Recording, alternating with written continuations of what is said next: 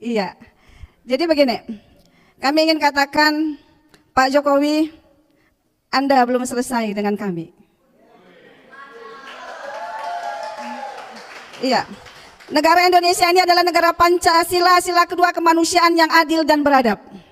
Ketika Bapak Jokowi menjabat, banyak sekali pelanggaran-pelanggaran HAM, pelanggaran-pelanggaran kemanusiaan yang terjadi.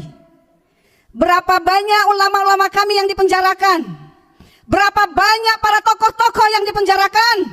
Berapa banyak para aktivis yang dipenjarakan? Dan berapa banyak para mahasiswa yang dipenjarakan? Hari ini kita melihat guru-guru kita sebagian masih ada yang dipenjara.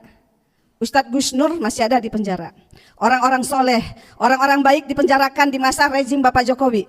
Habib Rizik jahatnya di mana? Beliau hanya mengatakan bahwa beliau baik-baik saja kok di penjara. Habib Hanif orang baik. Ulama-ulama yang lain orang baik. Bukanlah orang-orang yang mau merusak negeri ini.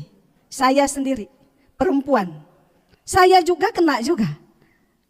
Kemarin betul kata Bang Refli. Saya mengkritik Menteri Agama yang menganalogikan suara azan dengan suara gonggongan anjing. Ibu tahu saya dikenain deliknya apa?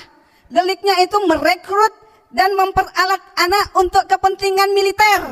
Bayangkan, saya merekrut, memperalat anak untuk kepentingan militer. Pegang senjata aja kagak pernah dikasih delik itu. Subhanallah. Saya kemarin betul-betul belum selesai saya dengan Bapak Jokowi. Kenapa?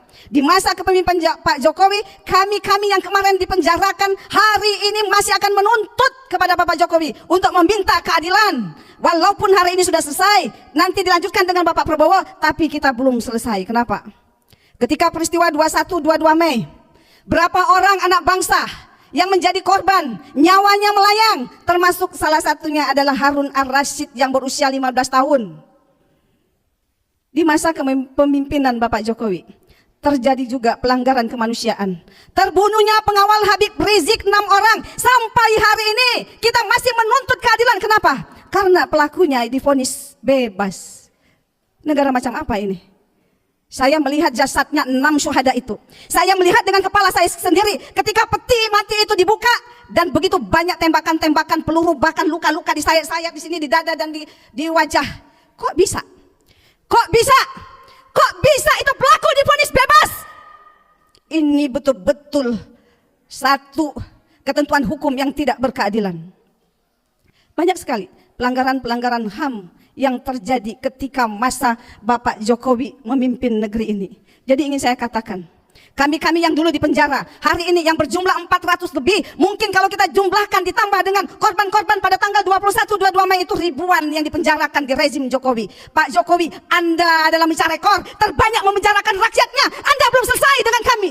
Dan kami tidak pernah akan terima ketika kami diponis dengan tidak memberikan rasa keadilan. Kenapa? Karena negara ini adalah negara demokrasi. Negara ini menjunjung keadilan. Walaupun Bapak Prabowo nanti menjabat, kami pun akan meminta, wahai Bapak Jokowi, di mana ijazah asli Anda? Sampai hari ini, guru kami, Ustadz Gus Nur masih di penjara. Apa susahnya Anda memperlihatkan ijazah aslinya? Clear semuanya kan? Apa susahnya? Simple sekali. Ketika Anda dituduh memakai ijazah palsu, lihatin aja ijazah aslinya. Clear kan? Tapi sampai hari ini, sampai selesai masa jabatan Anda, ijazah asli itu tidak pernah kami lihat. Dan juga sebenarnya kemarin ada peraturan pemerintah PP 28 tahun 2024 tentang penyediaan alat-alat kondom, alat-alat kontrasepsi untuk para pelajar, untuk para anak-anak muda. Di mana kecerdasan spiritual bagi pembuat peraturan pemerintah itu peraturan yang merusak anak bangsa. Kita Pancasila katanya, satu ketuhanan yang Maha Esa. Ketika ada peraturan yang dibuat untuk merusak anak bangsa, Anda tidak Pancasila. Kami belum selesai, wahai Bapak Jokowi. Saya di penjara 4 bulan, bayar subsidiar 20 juta. Dan saya akan menuntut di hadapan Allah atas ketidakadilan yang saya terima. Kenapa? Saya menyampaikan yang hak itu hak, yang benar itu benar. Menteri Agama menganalogikan suara azan dengan suara gonggongan anjing. Apa salah yang saya sampaikan? Anak-anak itu datang dibawa oleh ustadznya. dan saya divonis bebas. Ustadz yang menuduh saya memberikan undangan bukan undangan aksi mengakui di persidangan. Kemudian saksi ahli, saksi fakta dari mereka yang menuntut saya mencabut BAP-nya. Berarti saya tidak bersalah. Tetapi jaksa mengadakan kasasi DMA. Saya divonis 4 bulan penjara dan 20 juta subsidiar. Apa yang harus saya ganti? Saya bukan koruptor. Saya tidak mencuri uang negara. Saya harus membayar 20 juta subsidiar dan harus merasakan begitu dinginnya jeruji besi dengan meninggalkan anak-anak saya yang hari ini juga hadir di tengah-tengah kita. Maka yang terakhir, kami terus terang aja para tokoh-tokoh sekalian. Sebenarnya kami emak-emak hari ini hampir kami setiap turun ke jalanan. Kami meninggalkan dapur-dapur kami karena kondisi hari ini, kondisi ekonomi dengan banyaknya masuk TK Cina, sementara Indonesia banyak pengangguran. Kami emak-emak meninggalkan dapur-dapur kami dan berharap para tokoh-tokoh membersamai kami ketika kami ada di parlemen jalanan. Tapi sampai hari ini yang ada diskusi lagi